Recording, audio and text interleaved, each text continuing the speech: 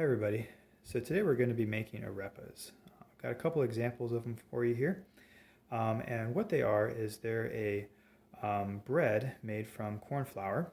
It's a special kind of corn flour that's pre-cooked, and it gives the bread a really nice doughy consistency, kind of like an English muffin. And these are great if you're on a gluten-free diet. They're really tasty, and I think you're going to enjoy making them. Okay, so let's start off by talking about the ingredients you need for your arepas. Arepas are really nice in that they only require 3 ingredients: salt, water, and corn flour. The corn flour that I like to use is pan flour, and what's important is that you get pre-cooked flour. That's what you need for arepas. And the pan flour is really nice because it's gluten-free. The pan flour also comes with a recipe for arepas on the back. And what I'm going to show you is actually a variant, my own variant of this particular recipe. So this recipe that I'm going to show you works for 4 arepas. And for the 4 arepas, you'll want about half a teaspoon of salt, a cup of water, and then a cup of corn flour. Or I like to weigh my ingredients, so 5 ounces of corn flour is about a cup.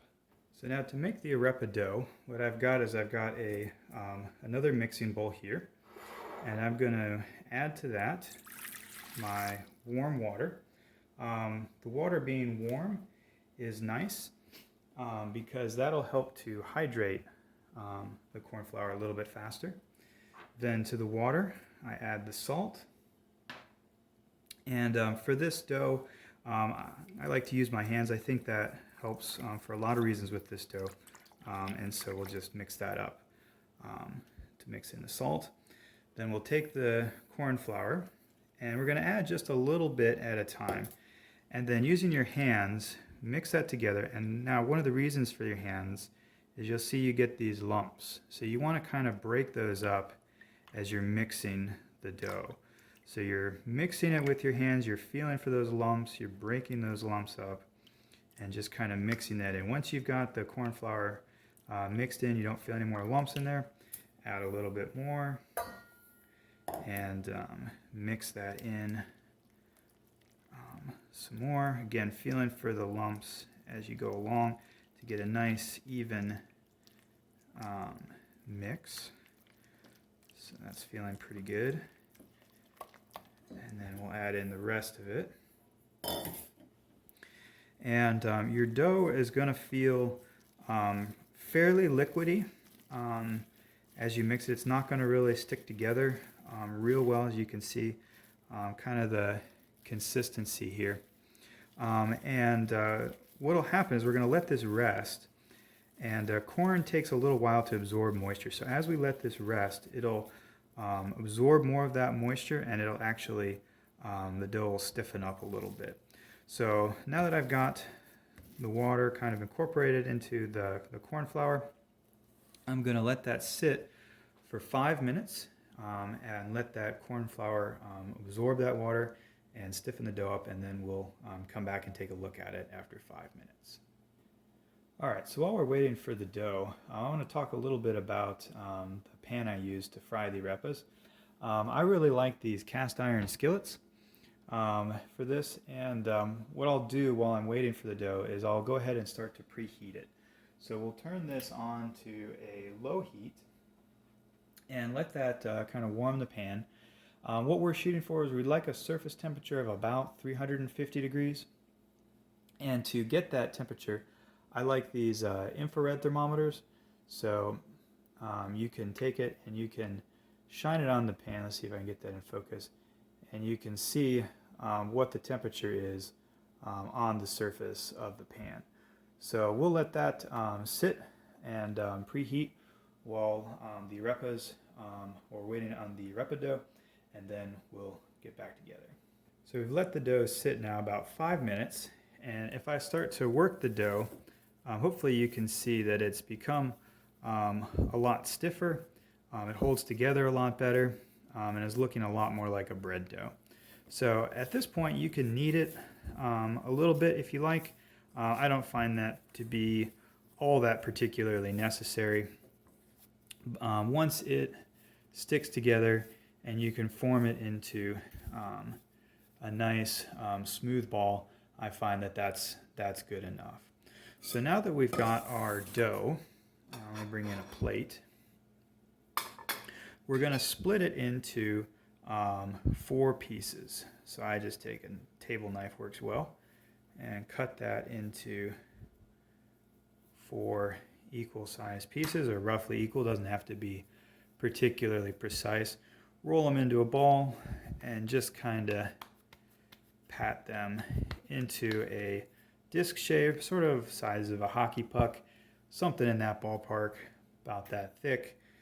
Works well. It's not particularly critical, the exact dimensions, so you can make these thinner if you like them thinner. You can make them a little bit thicker if you like them a little bit thicker. Nothing particularly complicated there. So just kind of get them all the way you like them.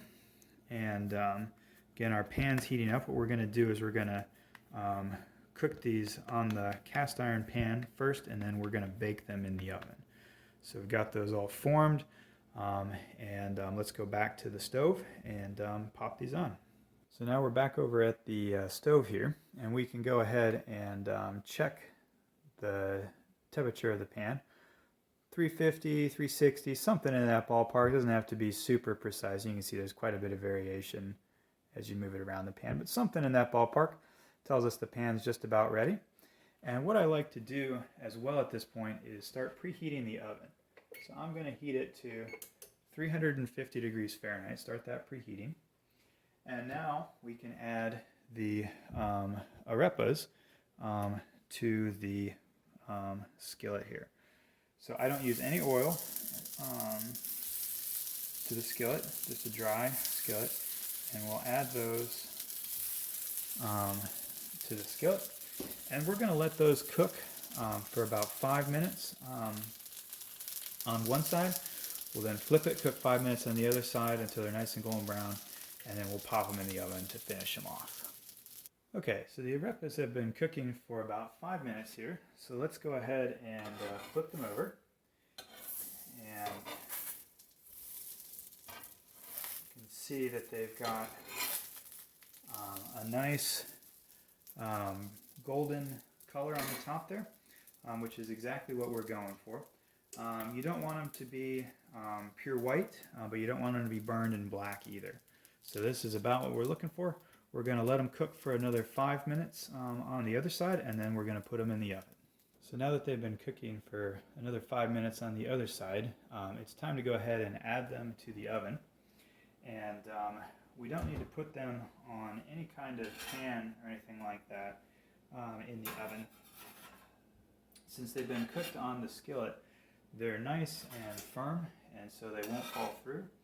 And this also adds to the baking and makes them bake a little bit more uniformly.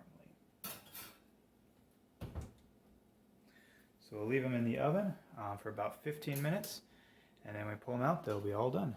So here's the finished arepas, just pulled out of the oven after 15 minutes. They're looking pretty good. One of the ways you can eat them is you can take them and you can just slice it in half, and if you don't slice all the way through to the other side, you make like a nice kind of like a pita pocket, and you can stuff this with meat or cheese or things like that, so that works very nicely. Or if you want to, you can cut it all the way in half, and then you've got like an English muffin kind of thing, and you can put jams, jellies, butter, things like that on it, and it works really well. So I hope you enjoyed that. Give this recipe a try. I think you'll really like it.